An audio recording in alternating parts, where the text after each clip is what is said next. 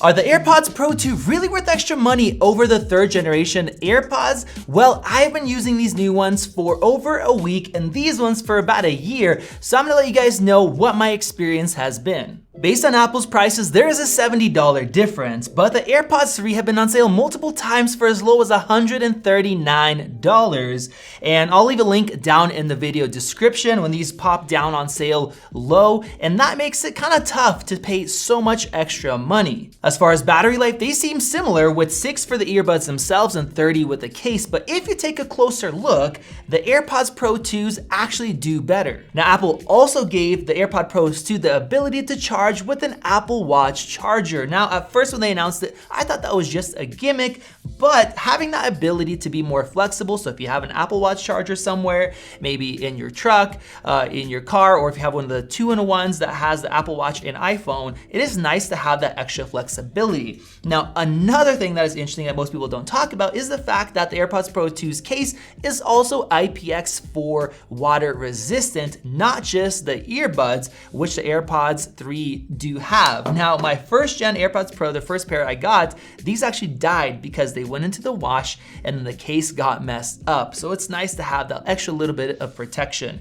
Now, they also added this lanyard feature. Personally, I don't care about that. I feel like if you have a lanyard on there, it's wobbling around, it's tied up to something, these can fall out, but you have that. Now, I switched over to the AirPods 3 because of the sound quality, and I'll talk about that in just a bit, but I wanna mention comfort. The AirPods Pro 2 have that little rubber ear tip that seals them into your ear, but they're still quite comfortable and the vent has been improved, so it is better than most others. But I would say that the AirPods 3 are more comfortable for my ears if I'm using them for more than 2 to 3 hours at a time. Overall, I think it really depends on your ear shape, and some people prefer these while others would like the ear tips, especially with that new extra small size. Now, another reason why people like the AirPods 3 is the fact that you still hear outside sounds because it doesn't seal it in. But the AirPods Pro have the transparency mode, which is now adaptive, and the microphones have been really improved, so you hear everything just as good as these ones right here, sometimes even better. And Apple showed off in loud situations that they can actually lower the outside sound to make sure it doesn't damage your hearing. I've only had that happen one time in real use when my kids dropped something and I was shocked that it didn't sound very loud. So basically, the AirPods Pro 2 can be used as hearing protection even if you hear outside sounds. Now, with that, we have the active noise cancellation, which is insanely good. The third gen AirPods let all the sound in, so if you're mowing your lawn, for example, you still hear all of that noise and it's hard to hear your music and it's bad for your ears. These ones will block that out. They do an insanely good job. I've never heard of earbuds that sound anywhere close to this good.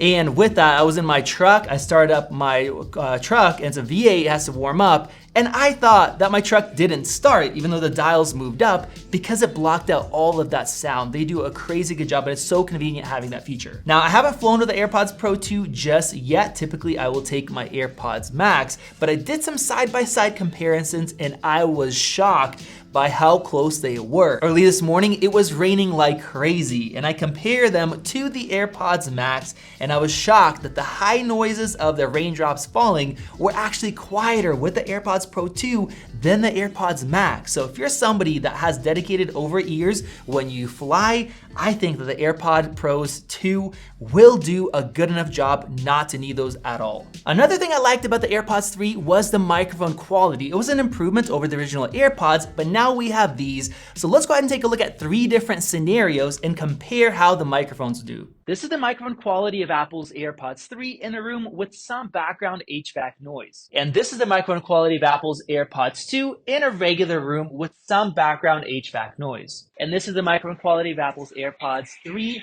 with some background ambient noise, like if you're in a restaurant or a busy cafe. And this is the microphone quality of Apple's AirPods Pro 2 if you're in a busy room or a noisy environment. And this is the microphone quality of the AirPods 3 if you're in a windy environment and you have to be talking on the phone. And this is the microphone quality of Apple's AirPods Pro 2 if you are in a windy environment and you need to talk than the phone. There you guys go. You let me know your thoughts down in the comments section below. I think overall the AirPods Pro did great.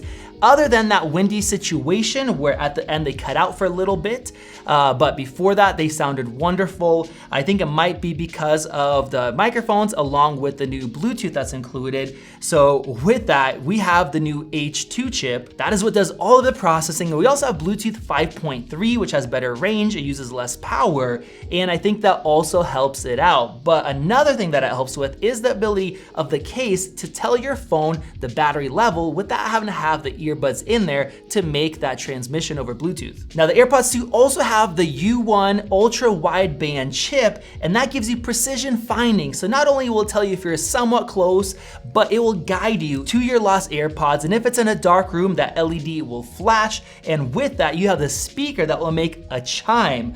So that is actually at least a $29 value because you practically have an AirTag built in, but with a little bit more features. If you lose a 3rd gen AirPods, it's gonna be much harder to find them. Thanks to those new chips, I also found that switching devices is much quicker. And sometimes when you try to pair your AirPods, you'll notice that it doesn't switch over, you have to tap it. Now it just works so much faster with my new iPhone 14 Pro. It is really nice. As far as controls, the AirPods Pro 2 also give you that swiping feature. Now, to be honest, in the last week, I've only used it one time, and that is when I did not have my Apple Watch on me, so I couldn't just spin my crown to adjust my volume.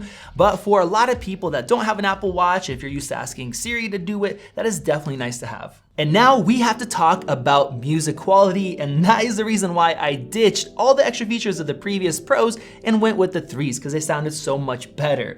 Well, this time around, the Pros sound incredible. I was a bit bummed when they didn't show off that it doesn't have dual drivers like Samsung's, but when I heard them for myself, it is shocking how good it is.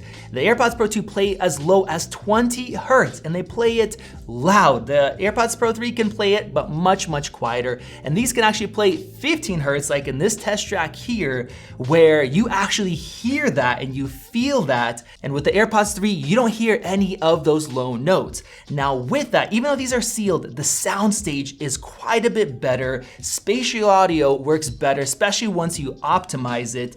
And pretty much every track that I listen to is better in every single way. It also plays louder without distortion, and the separation between instruments, especially in heavy songs where you have a lot of tracks like rock music, is definitely better as well. So if you had these because you like the sound quality, I mean the AirPods Pro 2 are on a whole nother level. So with all of that said, if you're trying to decide which one to buy, I would say that if you can afford to spend $250, or if they're discounted, I'll have a link down below, you guys could check the current price, I would pay the extra money compared to getting a discounted pair of these.